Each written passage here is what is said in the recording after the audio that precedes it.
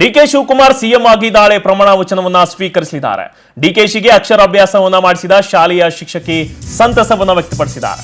ಕನಕಪುರದ Saint Rita ಶಾಲೆ ನಿವೃತ್ತ ಶಿಕ್ಷಕಿ ರಾಜಮ್ಮ ಪವರ್ ಟಿವಿ ಜೊತೆ ಡಿಕೆಶಿ ಬಗ್ಗೆ ಮಾತನಾಡಿದ್ದಾರೆ. ಡಿಕೆಶಿ ಬಗ್ಗೆ ತಮ್ಮ ನೆನಪನ್ನ ಹಂಚಿಕೊಂಡಿದ್ದಾರೆ ಶಿಕ್ಷಕಿ ರಾಜಮ್ಮ. 1966-67ರಲ್ಲಿ ಸೈಂಟ್ ರೀಟಾ ಶಾಲೆಯಲ್ಲಿ ಶಿವಕುಮಾರ್ ವಿದ್ಯಾಭ್ಯಾಸವನ್ನ ಮಾಡಿದ್ರು. ಇತರೆ 20 ಮಕ್ಕಳ ಜೊತೆಯಲ್ಲಿ ಶಾಲೆಗೆ ಡಿಕೆಶಿ ಆಗಮನವನ್ನ ಮಾಡ್ತಾ ಇದ್ರು. ಕುಟುಂಬಸ್ಥರು ಯಾರಾದ್ರೂ ಕೂಡ ಶಾಲೆಗೆ ಕರೆದುಕೊಂಡು ಬರ್ತಿದ್ರು, ಶಾಲೆಯಲ್ಲಿ ಶಿಸ್ತಿನಿಂದ ಇರ್ತಾ ಇದ್ರು ಅಂತ ಶಿಕ್ಷಕಿ ರಾಜಮ್ಮ ಹೇಳಿದ್ದಾರೆ. ಶಿಷ್ಯ ಸಿಎಂ ಆಗ್ತಿರೋದು ಖುಷಿಯನ್ನ ತಂದಿದೆ ಅಂತ ಪವರ್ ಟಿವಿ ಜೊತೆ ಮಾತನ್ನ ಆಡಿದ್ದಾರೆ.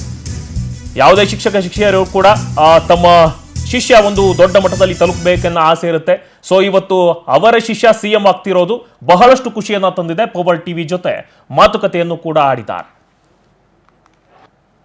ಶಿವಕುಮಾರ್ ಸಿಎಂ ಆಗಿ ಪದಗ್ರಹಣ ಮಾಡ್ಲಿಕ್ಕೆ ಇನ್ನೇನು ಕ್ಷಣಗಳನ್ನೇ ಶುರುವಾಗಿರುವಂತದ್ದು. ಡಿ ಕೆ ಶಿವಕುಮಾರ್ ಅವರ ಬಾಲ್ಯ ಯಾವ ರೀತಿ ಇತ್ತು, ಅವರ ಶಿಕ್ಷಣ ಹೇಗಿತ್ತು ಅನ್ನೋದನ್ನ ಸಾಕಷ್ಟು ಈಗ ಆಲ್ರೆಡಿ ಬೇರೆ ಬೇರೆಯವ್ರನ್ನ ಮಾತಾಡಿಸಿ ತಿಳ್ಕೊಂಡಿದೀವಿ. ಸದ್ಯ ಡಿ ಕೆ ಶಿವಕುಮಾರ್ 1ನೇ ತರಗತಿಯಿಂದ 3ನೇ ತರಗತಿ ಓದಂತ ಸೆಂಟ್ ರೀಟಾ ಪ್ರೈಮರಿ ಸ್ಕೂಲ್ ಏನು ಕನಕಪುರದಲ್ಲಿದೆ, ಆ ಸಂದರ್ಭದಲ್ಲಿ ಶಿಕ್ಷಕಿಯಾಗಿದ್ದಂತ ರಾಜಮ್ಮ ಅವರು ನಮ್ಮ ಜೊತೆ ಇದ್ದಾರೆ. ಡಿ ಕೆ ಶಿವಕುಮಾರ್ ಓದಂತ ಸಂದರ್ಭದಲ್ಲಿ ಯಾವ ರೀತಿ ಇರ್ತಿದ್ರು ಅನ್ನೋದ್ರ ಬಗ್ಗೆ ಅವ್ರನ್ನೇ ಕೂಡ ಮಾತಾಡಿಸುವಂತ ಕೆಲಸ ಮಾಡೋಣ.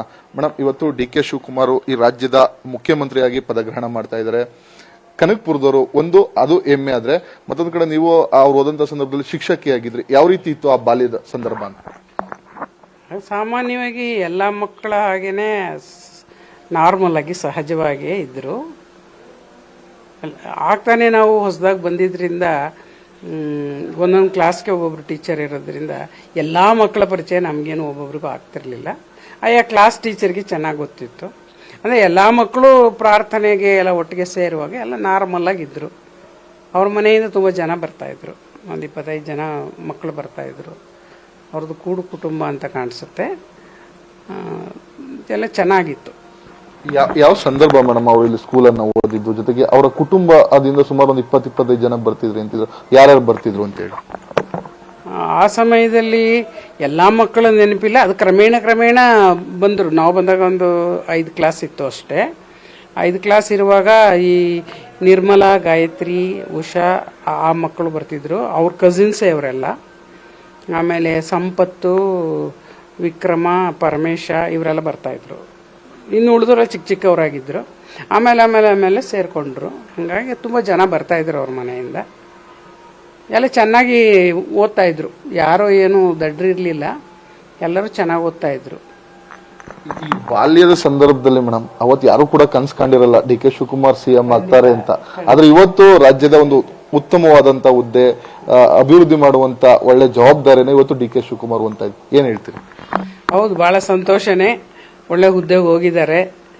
ನಮ್ಮ ಆಶಯ ಏನಂತಂದರೆ ಜನಾನುರಾಗಿ ಕೆಲಸಗಳನ್ನು ಮಾಡಲಿ, ಜನಪ್ರಿಯ ಕೆಲಸಗಳನ್ನು ಮಾಡಲಿ, ಮತ್ತು ಕರ್ನಾಟಕಕ್ಕೆ ಮತ್ತು ಕನಕಪುರಕ್ಕೆ ಒಳ್ಳೆ ಹೆಸರು ತಗೊಂಡು ಬರಲಿ, ಸತ್ಕಾರ್ಯಗಳನ್ನು ಮಾಡಲಿ ಅಂತ ನಾವು ಆಶಿಸ್ತೀವಿ.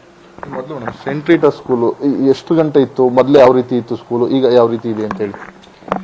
ಮೊದಲು ನಾವು ಬಂದಾಗ ಅದೇ 5 ಕ್ಲಾಸ್ ತನಕ ಇತ್ತು ಅಷ್ಟೇ, 1 to 5th ಇತ್ತು ಅಷ್ಟೇ. ಆಮೇಲೆ ನಮ್ಮ ಶಾಲೆ ಅಷ್ಟು ಪಾಪ್ಯುಲರ್ ಆಗಿತ್ತು ಅಂತಂದರೆ ಬಹುಶಃ ಕನಕಪುರದಲ್ಲೆಲ್ಲ ನಮ್ಮದೇ ಟಾಪ್ ಕ್ಲಾಸ್ ಆಗುತ್ತೆ ಶಾಲೆ ಅಂತಂತಂದರೆ. ಎಲ್ಲ ಥರದ್ದು ಮಕ್ಕಳು ನಮ್ಮ ಶಾಲೆಗೆ ಬರ್ತಾಯಿದ್ರು. ಶ್ರೀಮಂತರ ಮಕ್ಕಳು ಇರ್ತಿದ್ರು, ಎಲ್ಲ ಆಫೀಸರ್ಸ್ ಮಕ್ಕಳು ಇರ್ತಿದ್ರು, ಕಾಲೇಜ್ ಲೆಕ್ಚರರ್ಸ್ ಮಕ್ಕಳೆಲ್ಲ ಇರ್ತಿದ್ರು, ಹಾಗೆ ಬಡ ಮಕ್ಕಳು ಇರ್ತಾಯಿದ್ರು. ನಮ್ಮ ಶಾಲೆಯಲ್ಲಿ ಏಡೆಡ್ ಸ್ಕೂಲ್ ಆದ್ದರಿಂದ ಫೀಸ್ ಏನು ಜಾಸ್ತಿ ಇರ್ತಿರಲಿಲ್ಲ. ಆ ಕಾರಣದಿಂದ ಕೆಲವು ಸಮಯದಲ್ಲಿ ವಿನಾಯಿತಿನೂ ಕೊಡ್ತಾಯಿದ್ರು. ಒಂದು ಕುಟುಂಬದಲ್ಲಿ 4 ಜನ ಇದ್ದರೆ ಒಂದು ಮಗುಗೆ ವಿನಾಯಿತಿ ಕೊಡ್ತಾಯಿದ್ರು. ಈ ರೀತಿಯಾಗಿ ಬಹಳ ಚೆನ್ನಾಗಿ ಒಳ್ಳೆಯ ಶಾಲೆ ನಮ್ಮದು. ಪ್ರತಿಯೊಂದರಲ್ಲೂ ನಾವೇ ಎಲ್ಲ ಮುಂದಿರ್ತಿದ್ವಿ, ನಮ್ಮ ಮಕ್ಕಳ ಮುಂದಿರ್ತಿದ್ವಿ. ಡಿ ಕೆ ಶಿವಕುಮಾರ್ ಆಗಿರ್ಬೋದು, ಅವ್ರ ಕುಟುಂಬ ಯಾವ ರೀತಿ ಸ್ಕೂಲ್ ಮಕ್ಕಳು ಇದ್ದಾಗ ಯಾರು ಕರ್ಕೊಂಡ್ ಬರ್ತಿದ್ರು ಏನು ಅನ್ನೋದು ನಾನು ನೆನಪಿದ್ದೆ ಮೇಡಮ್. ಕರ್ಕೊಂಡು ಯಾರು ಬರ್ತಾ ಇರಲಿಲ್ಲ, ಅವರೇ ಎಲ್ಲ ಒಟ್ಟಿಗೆ ಸೇರಿಕೊಂಡು ಎಲ್ಲರೂ ಮಕ್ಕಳು ಒಟ್ಟಿಗೆ ಬರೋರು. ಬಹುಶಃ ಯಾರಾದ್ರೂ ಜೊತೆಲಿ ಅವ್ರ ಮನೆ ಕೆಲಸದವ್ರನ್ನ ಕಳಿಸ್ತಿದ್ರೋ ಏನೋ ಗೊತ್ತಿಲ್ಲ ನನಗೆ.